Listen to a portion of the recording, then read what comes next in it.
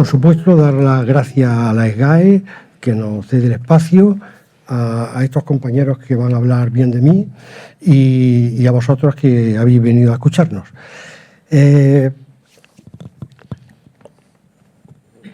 Nosotros todos hemos compartido, o sea, con los compañeros que tengo en la mesa, son amigos con los que, además de ser amigos, he compartido aventuras de algún tipo. Con José Luis Temes, que va a hablar un poquito de mis historias, compartimos la aventura del Círculo de Bellas Artes en sus comienzos, en su puesta en marcha, en su revitalización de los años 80, y bueno, allí vivimos bastantes emociones. Le conocéis, sabéis que es director de orquesta y no voy a presentarlo, porque si ya nos presentamos a detalle va a quedar hasta un poco ridículo, de tanto que nos conocemos todos. Con Santiago, con Roberto, las guerras vienen de antes, coincidimos ya en el estreno de Les Mentiras, años 70. 80, en el 80. Y luego Círculo de Bellas Artes, y ha hecho el diseño de todo el periodo de la Asociación de Autores de Teatro, con lo cual quiero decir que somos prácticamente ya de la familia. Y con Santiago hemos compartido la aventura de la Asociación de Autores de Teatro. Durante 15 años hemos estado juntos en la Junta. 16. Y por tanto... ¿Cuánto? 16. Sí, pues eso, pues 16, pues más. Y allí pues todo tipo de problemas y de alegrías y de realizaciones y de todo. Por tanto, quiero decir que no los puedo presentar como el autor, el crítico, el diseñador, sino son los amigos. Son los amigos, y los amigos en situaciones precarias, en situaciones difíciles, en situaciones de riesgo, en situaciones de compromiso y de satisfacción, de aventura. Nos lo hemos pasado bien, creo, y aquí estamos. Entonces, ahora les voy a dejar que hablen de mí, que tomen la revancha, y bueno, tú echas la palabra. Muchísimas gracias, querido Jesús. Muchísimas gracias a todos ustedes por su compañía hoy aquí. Yo me siento un poquito intruso, o un bastante intruso, puesto que no soy un hombre del mundo del teatro, más que espectador y aficionado, cosa que, por otra parte, es ser del mundo del teatro, puesto que creo que en las diferentes artes escénicas cuidamos demasiado poco a los públicos. Es decir, al público hay que mimarlo, del teatro, del circo o de la danza. Quiero decir, yo formo parte de eso que es ser el público, y gran aficionado, y con mi mujer, Rosa María Molleda, hemos ido a muchísimas obras de teatro de la época aquella gloriosa de los años 80, etcétera, en la que tanto y tan bueno se hizo en España, en Madrid singularmente. No estoy seguro de que las jóvenes generaciones sean conscientes de aquella etapa verdaderamente extraordinaria de la cultura española, pero bueno, eso ya es otra historia. Digo, soy músico, no soy personaje de vuestro gremio, así que me siento un poco ocupa, pero lo hago con mucho gusto por mi cariño personal hacia Jesús Campos García.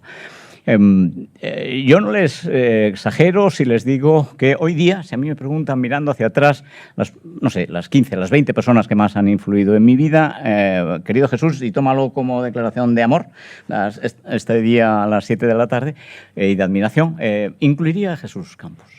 Es un personaje con el que hemos discutido bastante, con el que hemos tenido algunos desencantos y desencuentros, pero de los que sin duda he admirado más y de los que he aprendido muchísimo en aquellos años del Círculo de Bellas Artes, como muy bien él indica.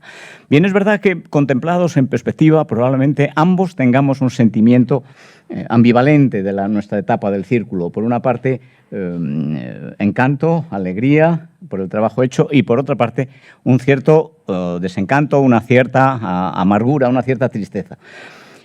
Me da la sensación, yo escribí un par de tomos sobre la historia del Círculo de Bellas Artes, es curioso que esta sensación que hoy evoco ha sido común a casi toda la gente que trabajó en las grandes épocas del Círculo de Bellas Artes. Cuando leemos sobre Sorolla, sobre Cecilio Pla, sobre Tomás Bretón, mi propio bisabuelo, Agustín Lardi, todo el mundo recuerda el Círculo con un aspecto de enorme alegría, pero con una tristeza sobre el final de la historia. Nos obsequia con su compañero hoy Pedro García Ramos, secretario general muchos años, presidente del Círculo, y yo creo, no sé si compartes también esa... Lo que ocurre es que luego el ser humano es maravilloso y es muy hábil, y nos quedamos con lo bueno, evidentemente. Pero esa mezcla es como haber tenido una amante, una pareja con la que has roto al final de tu vida, con la que al final tuviste problemas, pero que en el fondo siempre te queda la satisfacción de haber estado con él o con ella durante mucho tiempo. Es curioso que esa es una sensación común a esa casa que ustedes ven en Alcalá 42, pero hay que quedarse con lo bueno, evidentemente. ¿Por qué esta declaración de admiración hacia Jesús Campos?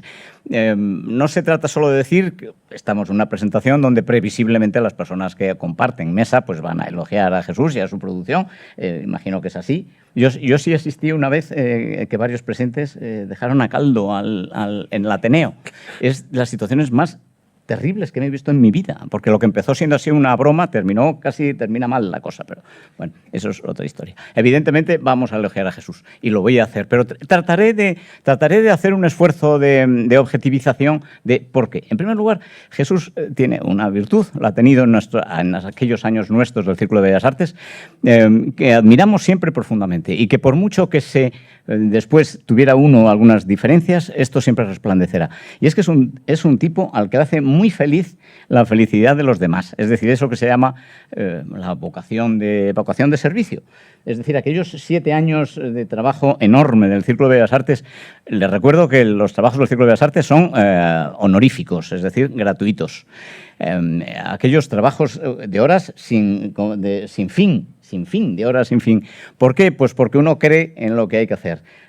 Pues porque cree que el mundo es mejor con la vocación de uno y que aquello tenía algo de ONG. Y eso supongo que todos los que estuvimos aquí del Círculo era una especie de ONG aquello, ¿no?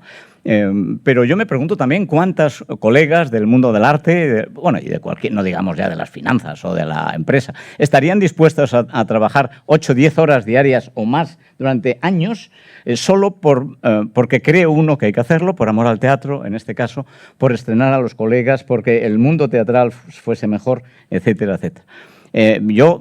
Si algo valoro especialísimamente en una persona es eso que se llama el viento a favor, ser viento a favor. Es decir, su capacidad de entusiasmo con la felicidad de los demás.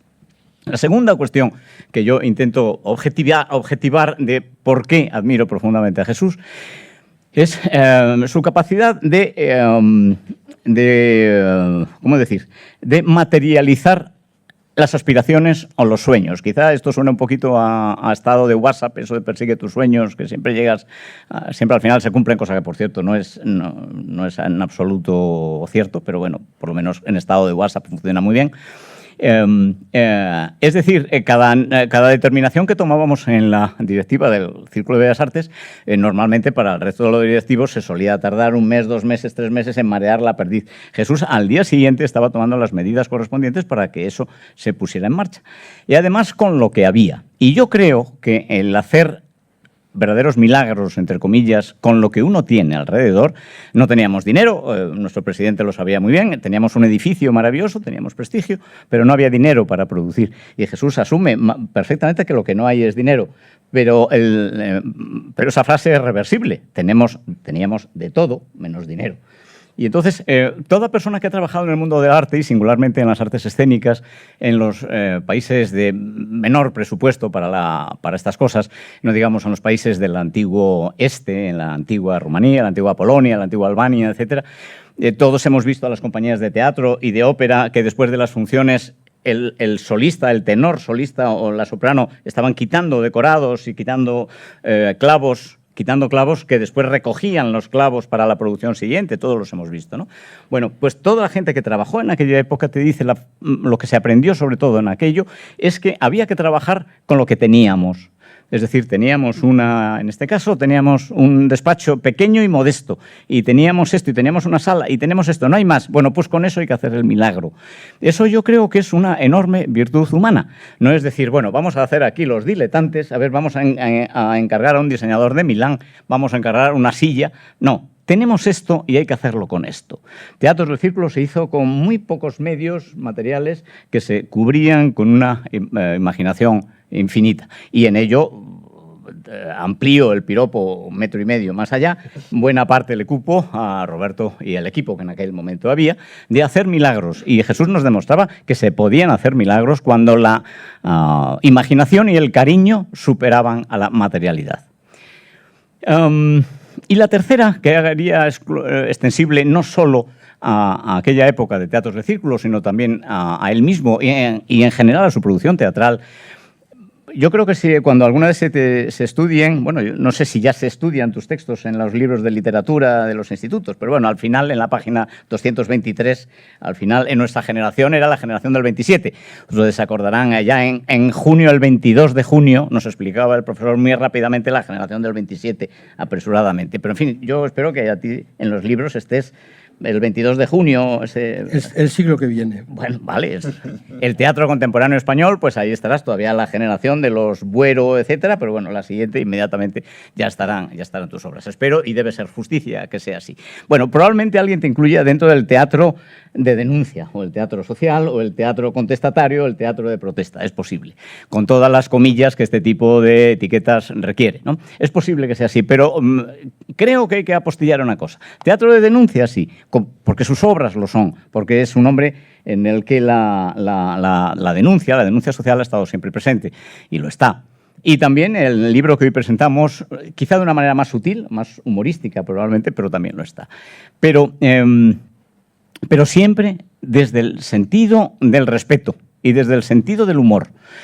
Es posible que a veces desde la ironía, distancia que Jesús domina estupendamente bien, la ironía en el texto, la referencia, y quien quiera enterarse de esto, pues que se entere, ¿no? Pero nunca desde la agresión. Yo personalmente me siento desagusto cuando un autor teatral desde un escenario me agrede. Es decir, me llama o machista o facha o no. Mire usted, yo no vengo aquí para eso. Sea usted suficientemente inteligente o suficientemente hábil para que dejar su mensaje cada uno que opine. Y a mí esto me hace reparar o me hace llevar la imaginación, el recuerdo hacia otro personaje al que también quise muchísimo, que de alguna manera tiene algo, de alguna manera, por cierto, ahora esta expresión va a tomar doble sentido. Me estoy refiriendo a Luis Eduardo Aute, que es un personaje de la misma generación más o menos que tú. Aute es del 43, tú eres del 38. Bueno, Aute es un poquitín más joven. Para mí, Luis Eduardo Aute y Jesús Campos son dos personajes en mi vida que han podido correr paralelos, con ambos he tenido buena amistad. Luis Eduardo Aute es un cantante protesta, por así decir, pero nunca un solo texto de Aute es agresivo, nunca es ofensivo. Y esto me lo decía un día Aute, un día comiendo con él, me decía, en mis textos hay mucha sátira, mucha ironía hacia el mundo de la Iglesia, hacia el mundo de la tradición cristiana, hay mucha. Pero si hubiese un solo creyente que se ha sentido molesto con mis letras, tengo que pedirle perdón.